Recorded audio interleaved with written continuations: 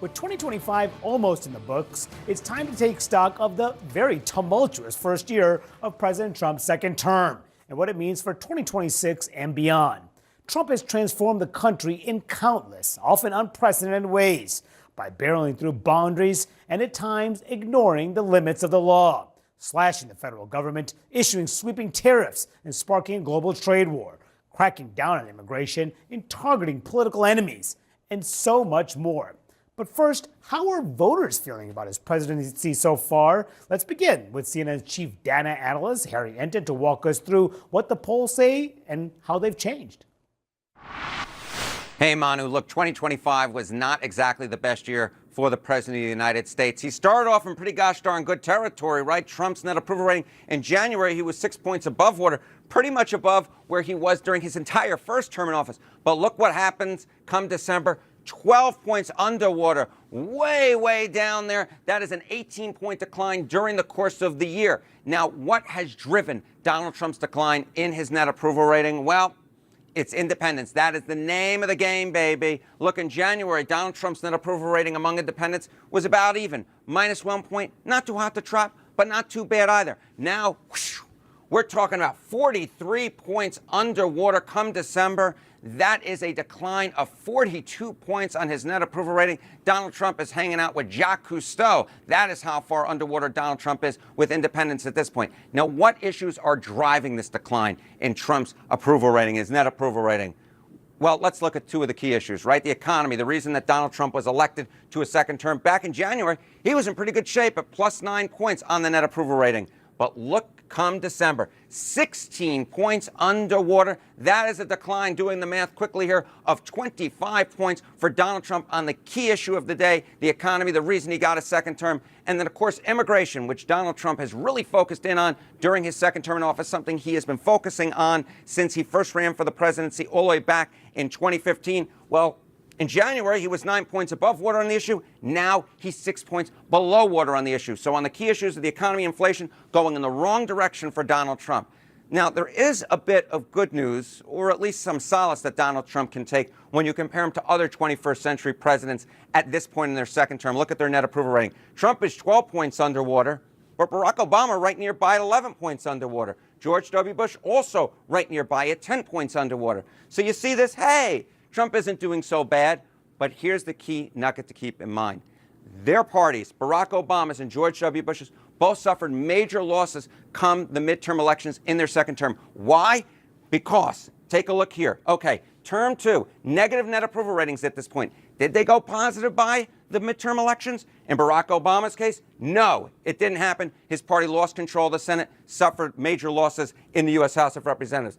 George W. Bush didn't go positive either by the midterm elections. His party lost control of the House and the Senate. And then, of course, all the way back in 1973, going into 74, Richard Nixon's net approval rating was negative. He was actually forced from office before those midterm elections, and then his party suffered major losses in Congress. We'll have to wait and see if the same thing happens to Donald Trump. He gets a question mark at this point, but based upon history, it doesn't look too good for the man in charge of the White House right now. Oh, and Manu, Happy New Year. All right, Happy New Year to you too, Harry. And I've got a terrific panel joining me right now. CNN's Jeff Zeleny, NPR's Tamara Keith, and Bloomberg's Mario Parker. Happy New Year to you guys as well. A lot to look forward to in the year ahead. Let's take stock of what just happened and where things are going. You know, Harry, those numbers were pretty stark. I mean, look at this. The independent number I was really struck by. I mean, Trump was down with independents by 1 point in January. Now he's down by 43 points underwater. A 42-point slide. And wow. It's wow. And this is not news to the White House. I mean, you can hear it sort of week by week recently. President Trump is increasingly asking, in midterm elections, why do presidents, their party lose seats? He's just been bringing it up randomly in Oval Office meetings. I wonder why. It's on his mind. Of course, he has seen this movie before. In 2018, the first midterm of his first term, he had big losses. it's why the White House has been so obsessed with redistricting. It's why they've been so obsessed with trying to change the game. And as we end the year here and look forward to the new year, the redistricting is about a wash. I mean, there are still a couple unanswered questions. Florida, for example, which is going to help Republicans a touch. Virginia is going to help Democrats a touch. But by and large, redistricting alone is not going to save the president. So I think when we take stock of what we know now about Trump, he's been a very activist president in terms of flexing the executive authority of his office. But we also learn how he spends his time. And I think that is one of the reasons that the numbers are so low, because he promised to fight for you. He's actually doing a lot of stuff for himself, like plaques, the Trump Kennedy Center, a lot of things. So that is what frustrates some White House advisors. He promised to be your retribution. He's actually just doing stuff for Donald Trump. And I think that hits at some of these independent numbers. It's such a good point. And we're going to be talking about those Trump awards later in the show and what it all means. But Tamara, you cover the White House. When Trump looks at those numbers, is he denying those exist, or is he privately acknowledging we got to change course here at least a little bit? Well, look at his behavior, right? He didn't hold rallies much of the year. All of a sudden, he's holding rallies. Now, are those rallies on message? No. But he's giving the audience what they want, which is the weave and all of the things and all of his complaints and all of his retribution and all of that. But I think that these numbers answer a question, which is what happens when a president only governs for the base and only governs based on his whims, his desires, his ideas of what makes good policy? And the answer is you lose independents. You lose Democrats who probably weren't going to give him the benefit of the doubt anyway, but you find yourself very deeply underwater. There's a reason why presidents often, when they enter office, try to govern for all Americans. And President Trump has really made no secret of his desire to just focus on the base, focus on keeping the promises he made in the campaign. It's really been his mantra since coming into office, focus on the base. Yeah, and he has kept a lot of promises, including some promises people didn't really believe he was going to keep. Right. And that, like, seeking retribution and all of those other things, proves to not be popular with the broad swath of the country. And this was what will alarm a lot of Republicans when hit the numbers that Harry discussed about the economy and immigration. I mean, look, two issues. He's down 16 points underwater. Compared in immigration, that's an economy. In immigration, 6 points underwater. He was +9 in both in January. Yes, absolutely. That's why he won. No, absolutely. A couple of things, I think, just to hit on your points.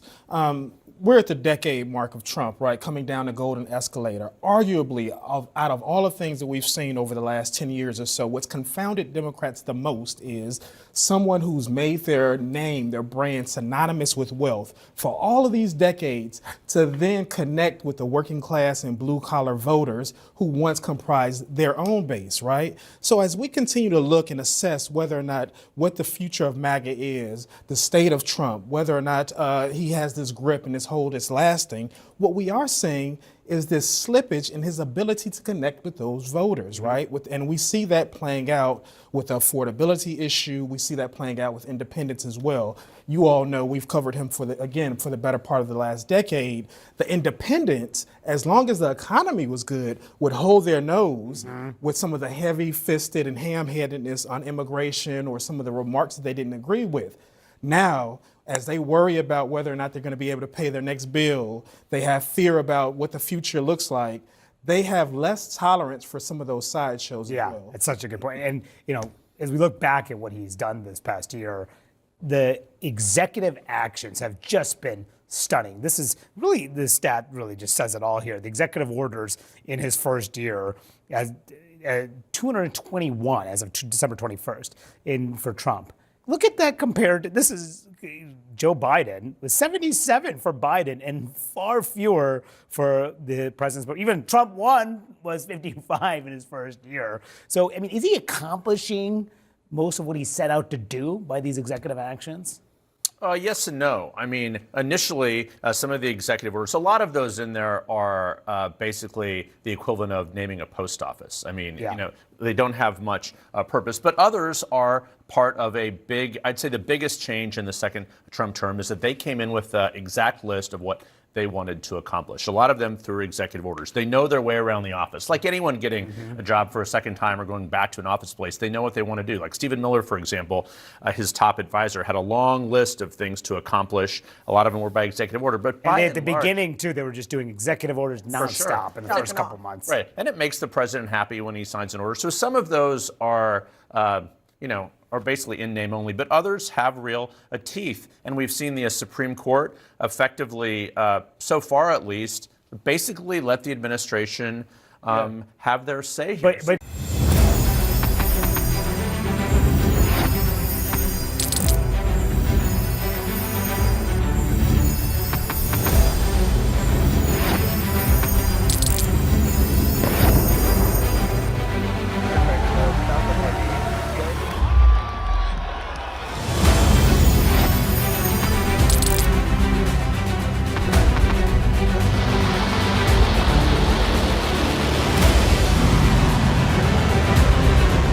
been fighting so long and so hard that they don't know what the they're doing.